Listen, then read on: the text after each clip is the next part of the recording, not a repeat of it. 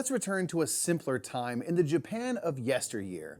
As anglers, we can use our upcoming fishing expedition as a chance to reflect on the beauty of marine life, catch some fish to fill our boats, and make offerings to the deities of the sea in Namiji, which was designed by Antoine Bauza and published by FunForge, who sponsored this video. Hey everyone, I'm Mike Murphy, the Brothers Murphy, and I'm here with BoardGameGeek.com. Now, before we set sail, we need to know the ins and outs of our journey, so let's get this game down to the table so that we can show you how to play Namiji. In Namiji, 2 to 5 players will embark on a sea journey attempting to have the most fruitful trip possible. Players will be stopping their ship off at various spaces to fish, make offers to deities, and stop off at docks to eat meals and upgrade their equipment. Now, if you were drawing some similarities to Tokaido, you'd be correct because this game is set just a stone's throw away from the famous Tokaido Road. However, Namiji is a completely standalone game in the Tokaido product line, but doesn't require Tokaido to play. Now, before we set sail, let's go over the setup for Namiji. To begin, place the game board in the center of the table. This board shows various spaces where you can visit during the game, and many such spaces come with additional game components to prepare. First, find the dock cards and shuffle them, placing the deck face down on the indicated space of the board. Find the pink sacred rock cards and do the same, shuffling and placing them on the board. Next, take the 12 net tokens and shuffle them up and place them on the board in their indicated spot. Place all fish tokens face down on the board and scramble them. Once this is done, take one fish token and turn it face up. This makes the school of fish from where you will collect fish tokens. Take all crustacean tokens and place them in the bag and set it near the game board.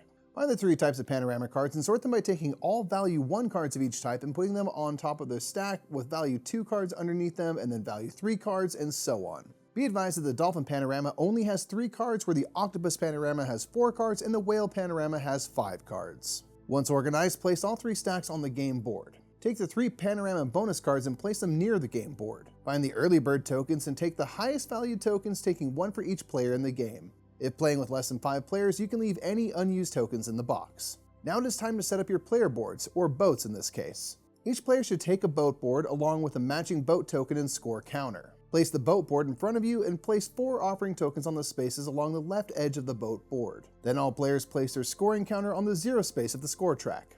Finally, place your boat on the starting dock. All boats should be placed on the starting dock in a random order. Once all players have placed their boats and are ready to play, players at the table will decide on the travel direction for the game. In each game, players will travel clockwise or counterclockwise around the board.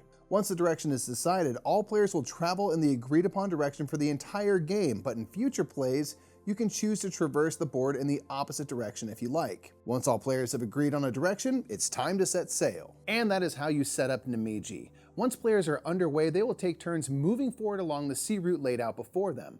Like Tokaido, whoever is the furthest behind all other players takes their turn, and they have to move forward at least 1 space, but they can move forward more spaces that they like to find an action space they want to interact with. So let's show you how a player's turn works and what kind of actions you can take.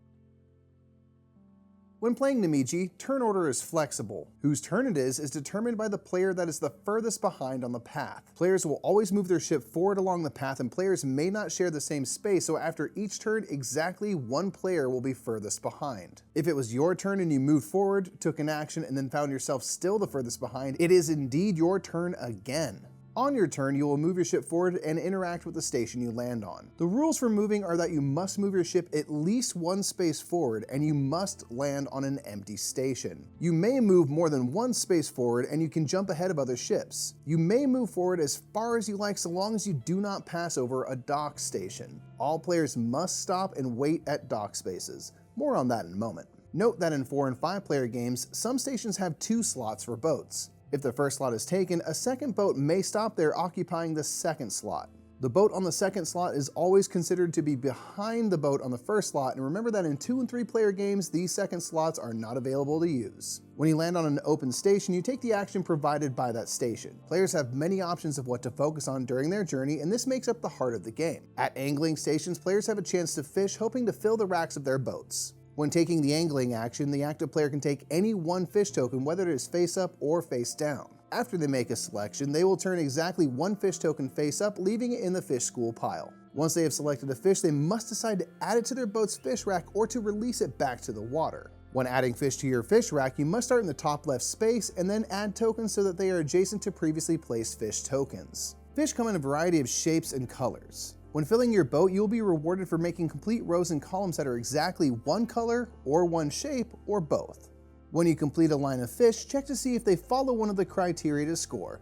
If they do, immediately gain the points shown at the end of that row or column. Players may work on multiple rows or columns at once but cannot move any fish tokens or nets once they are placed. When a player lands on the net casting station, they reveal the topmost net token from the stack and place it on their boat or release it by returning it to the bottom of the net token stack. Nets cover 2 spaces on your boat rack and will consist of 2 fish of the same color and shape. They must be placed according to the same rules as fish tokens and will help more quickly fill your boat to hopefully score points. When stopping at a crustacean trap, players can push their luck to go for a big catch. First, take the bag of crustacean tokens and give it a shake. You may then start drawing tokens from the bag one at a time. The tokens will either show a shrimp or a crab. Each token is worth exactly 1 point. When drawing tokens, you can stop after a pull or keep drawing until you have drawn 5 tokens successfully or until you have drawn 2 crabs. If you ever draw 1 crab, it can be added to your boat like all shrimp, but if you ever draw a second crab on the same turn, you lose your entire catch and return all tokens you drew this turn to the bag. If you don't draw 2 crabs, you must stop after drawing 5 tokens, or you can choose to stop at any time. If you stop without drawing 2 crabs, all collected tokens are added to the crustacean space of your boat, and you are awarded 1 point for each token you collected that turn. When stopping on a whirlpool station, you get a chance to make an offering to the deities of the sea. At the start of the game, you have 4 offering tokens on your ship. Above these tokens, you may notice you have a -15 printed on your boat board. At the end of the game, you lose this many points if you have not made any offerings to the deities. When you stop at a whirlpool station, you can make 1 offering to the deities by removing the topmost offering token from your ship and placing it on the whirlpool at the center of the game board. Now you stand to only lose 10 points at the end of the game, but with each offering made, you lose fewer points at the end of the game, all the way down to losing no points if you make all 4 offerings during the game. There are 3 different types of panorama stations, each pertaining to the 3 different types of panoramas you can create. When you land on a panorama station, you take the next piece of the associated panorama that you do not yet have. If you don't have any pieces of this panorama type, you will take the number 1 panorama and score 1 point. If you did have the first part of a panorama, however, you would take the second part of the panorama and score 2 points. The next piece would be worth 3 points and so on. Not each panorama is the same size, however. Dolphin panoramas only have 3 parts, whereas the octopus and whale have 4 and 5 parts respectively. These are harder to complete, but the final pieces are worth more points. When a player completes a panorama, they check to see if they are the first to complete that panorama type. If they are, they collect the panorama bonus card and score 3 points immediately. Each player may work on multiple panoramas at once. They do not need to complete one before starting another. However, each player may only complete each panorama type 1 time in the game. When visiting the Sacred Rock Station, you will draw 2 cards from the deck and choose 1 to add to your collection. Sacred Rock cards will give you a secret objective, and you will be awarded points at the end of the game if you meet the scoring condition. For example, this Sacred Rock scores you 3 points if you have completed at least 1 panorama. Finally, we have dock stations, which are mandatory stops for all boats. When you reach a dock station, you must end your movement and choose an available dock space to land your boat on. Choosing a space that's early or late has different benefits. Once all boats have reached the dock and picked a slot, dock cards are drawn equal to the number of players plus 1. Then, in order, players will take turns choosing a dock card to take. The earlier in line your boat is, the more cards you have to select from. Players will leave the dock, however, from the end of the line moving forward, because those at the end of the line are considered to be behind all other boats. This could be important for making sure you have the space you want to go to available to you. Dock cards come in 2 varieties. You can eat a well-earned meal, and when taking a meal card, you immediately score the points depicted on that card. The other type of dock cards are upgrades you can make. Upgrades give you permanent abilities for the rest of the game. They can make certain actions more powerful, or they can give you ways to break the rules of the game. The top left of each upgrade card will tell you which action it corresponds to. Once each boat has selected a dock card, boats continue forward to the next section of the sea route. And those are the types of actions you can take in Namiji.